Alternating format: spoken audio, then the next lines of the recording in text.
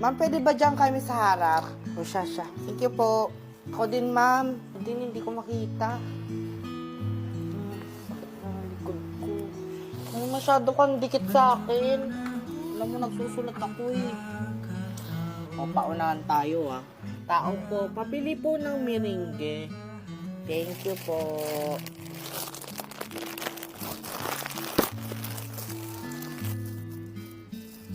Uy, pingin naman ang meringue mo.